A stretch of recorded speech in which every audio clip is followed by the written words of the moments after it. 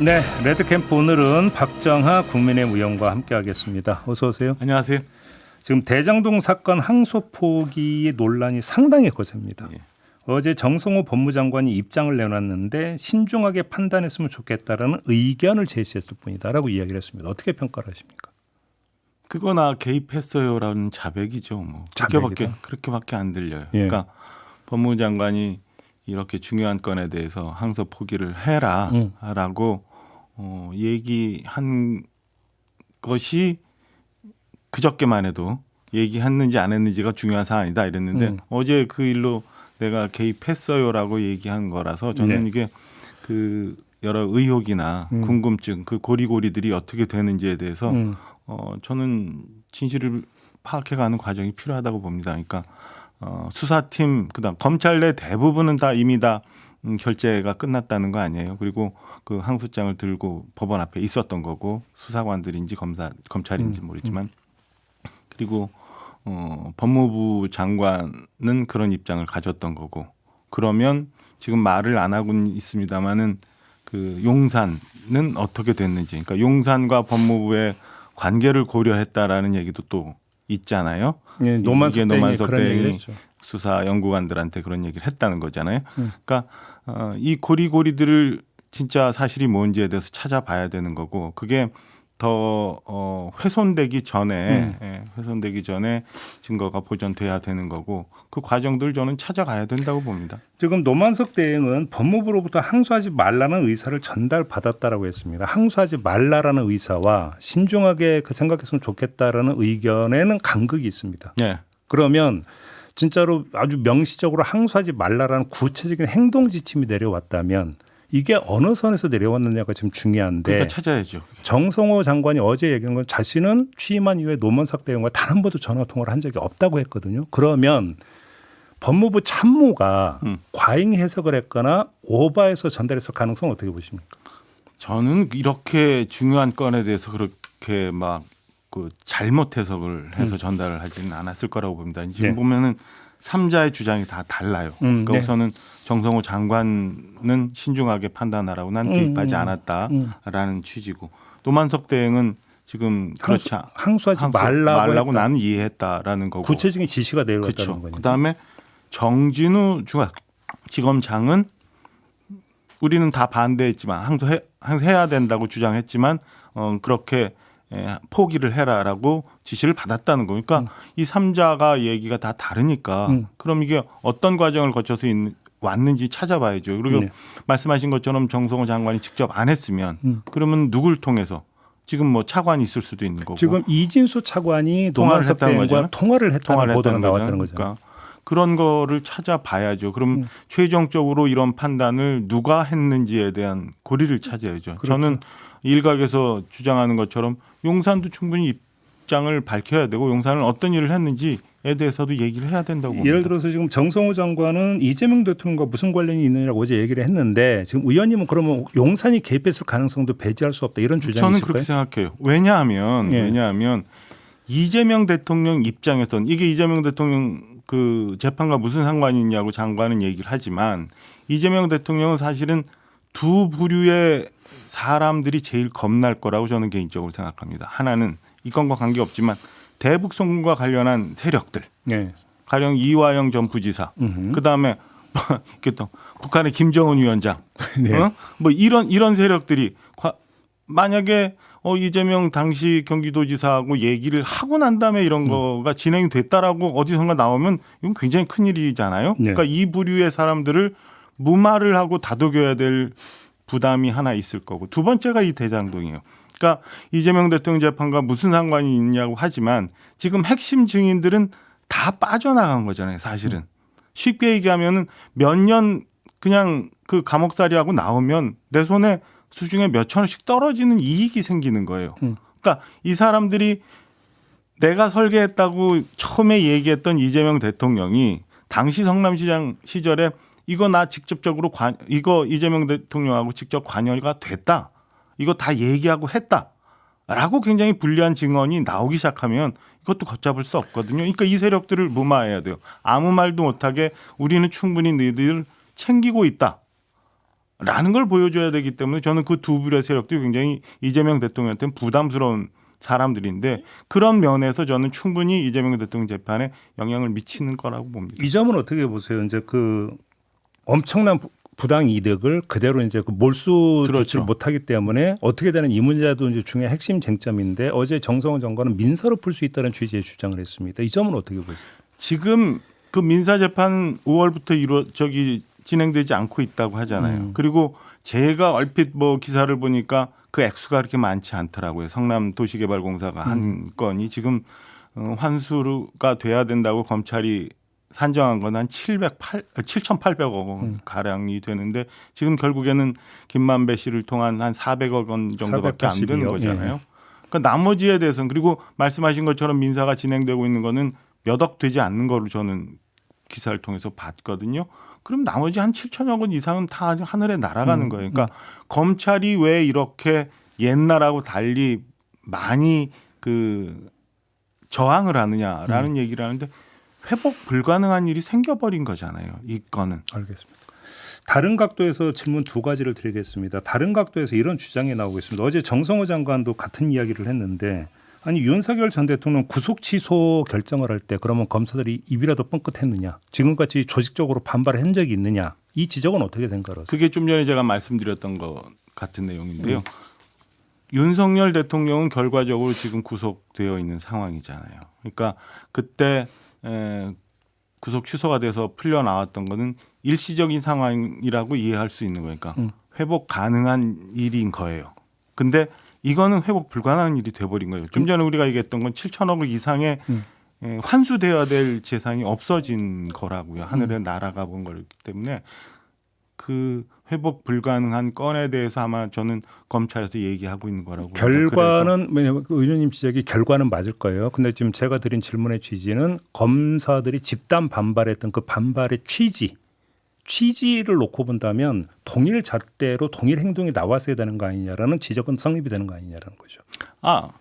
근데 그때는 좀 전에 제가 말씀드린 것처럼 사실은 검찰 내에서 어쨌든 윤석열 전 대통령에 대해서는 다시금 정상적인 상황으로 갈 수 있을 거라는 생각들이 있었을 거고 지금은 좀 전에 말씀드린 것처럼 그때 검사들이 네. 그렇게 해석을 했어요. 저는 그렇게 보여집니다. 지금은 회복 불가능한 상황을 만들어 버렸잖아요. 항소를 포기함에 따라서 또 한 가지는 그 이제 그 수사 검사와 공판 검사 모두 만장일치로 항소 의견이 나왔다라는 이제 얘기가 있었잖아요. 아니 그러면 나중에 징계를 받을 각오를 하고더라도 결기 있게 검사 사인해서 항소장 제출했으면 되는 거 아니냐? 왜 이제 와서 그러느냐? 이런 지적도 있거든요. 그게 검찰이 자살을 했다, 검찰이 자살을 당했다라는 부분하고 같아지는 거예요. 그러니까 수사팀 모두는 항소해야 된다고 얘기하고 검찰 내 대부분은 만장일치로 항소해야 된다고 했던 거고 심지어는 노만석 대행마저도 그렇게 결재를 해갖고 항소장이 갖고 들어갔던 거잖아요.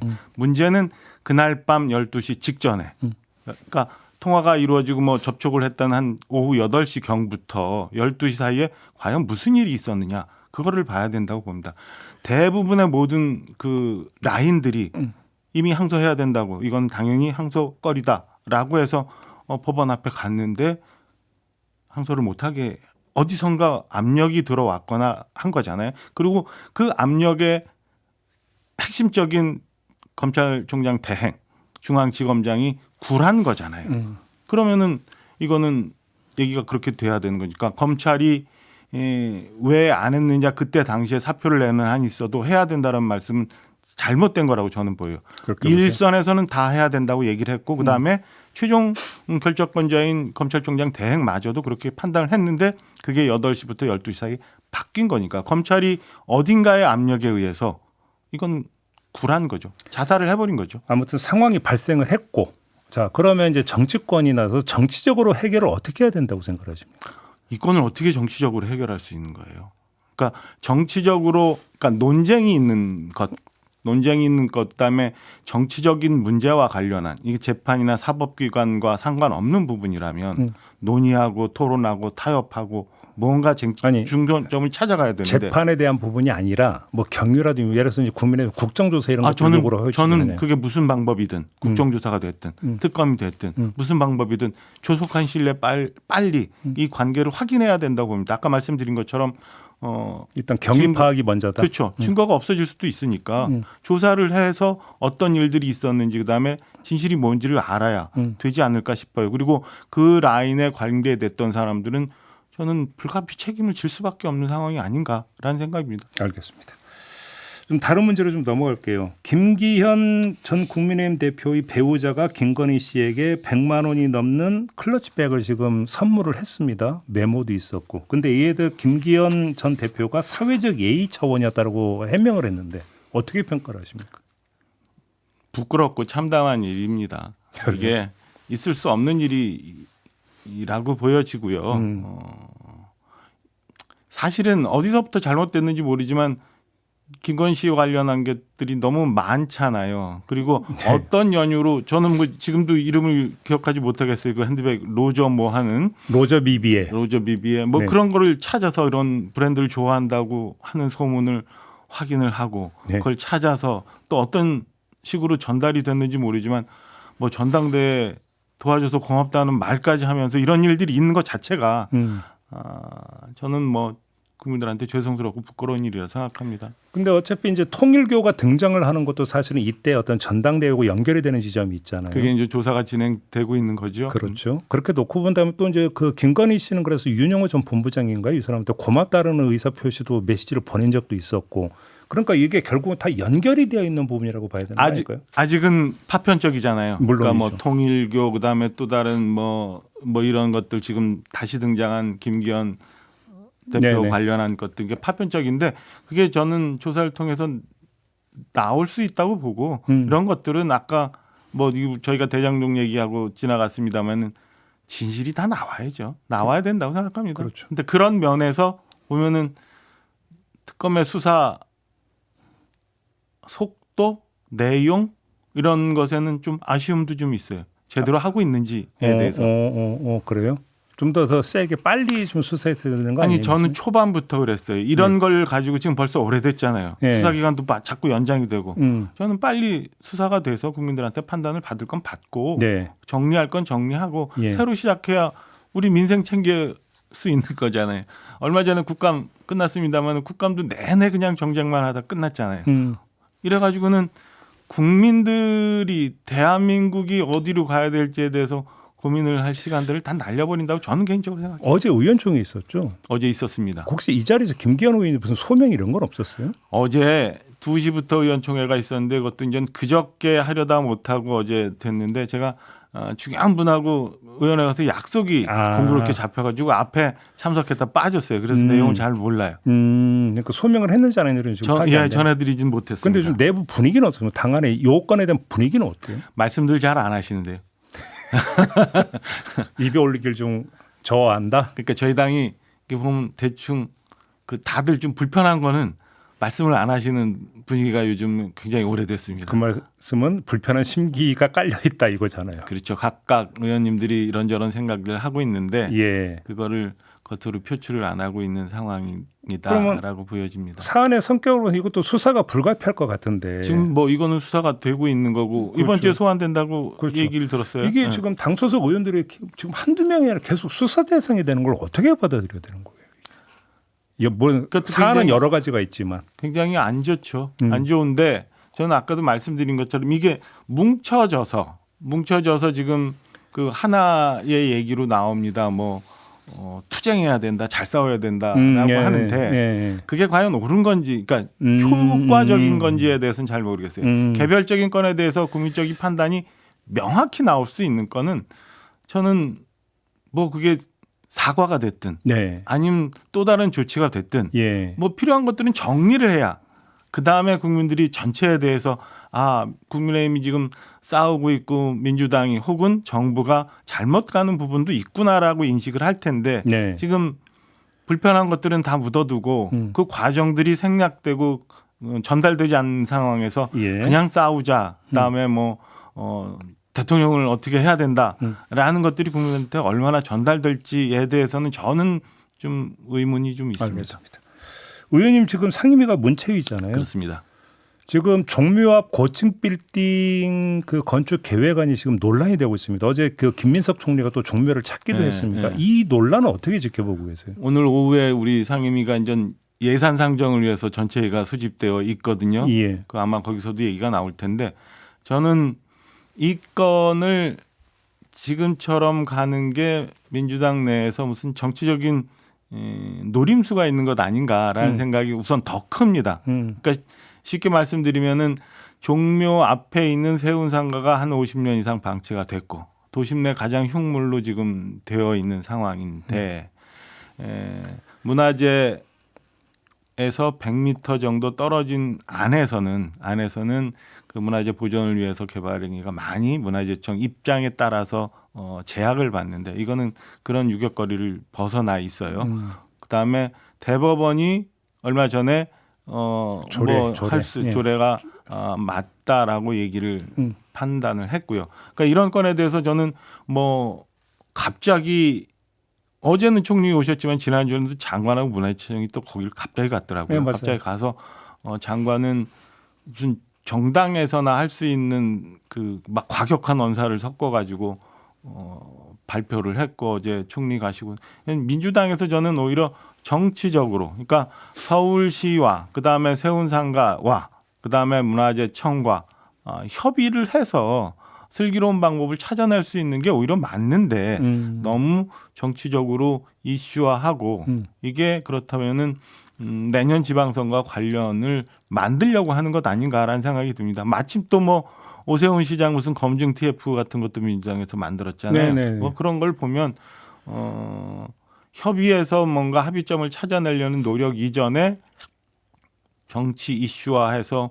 무언가의 정치적 노림수를 찾아가려고 하는 거라고 보여져요. 근데 좀 저희도 좀 보니까 이게 좀 역사가 꽤 됐더라고요. 그러니까 국가유산청, 네. 문화유산위원회 이제 심의 주체인데 여기하고 지금 서울시하고 막 뭐랄까 줄다리기라고 할까 내지 뭐 공방이라고 이건 오래된 얘기더라고요. 올해 한 뭐 20년 가까이 됐다고 하더라고요. 예, 오래된 이야기고 그러면서 막 했는데 이제 서울시가 조례를 폐지하고 그다음에 그러니까 재개발 계획안을 변경을 하고 거기에 따라서 고층 빌딩 그러니까 건축 계획안이 제출된 거 최근이고 이러다 보니까 논란이 갑자기 이제 불집해진 부분이 있더라고요. 그러니까 서울시 그러니까 아까 말씀드린 것처럼 종묘에서 100m를 지난 거리에서는 네. 문화재청 문화재 보호를 위해서 문화재청이 개입할 수 있는데 이거는 180m가 떨어져 있다는 거예요. 그리고 서울시에서는 조례를 바꿔서 1차 라인이라고 말씀드릴게요. 1차 라인은 50m 고도, 2차 라인은 100m 고도. 처음에는 이렇게 됐던 거를 2배로 높이는 거예요. 1차 라인은 100m 정도 고도가 되게 건물 고도가.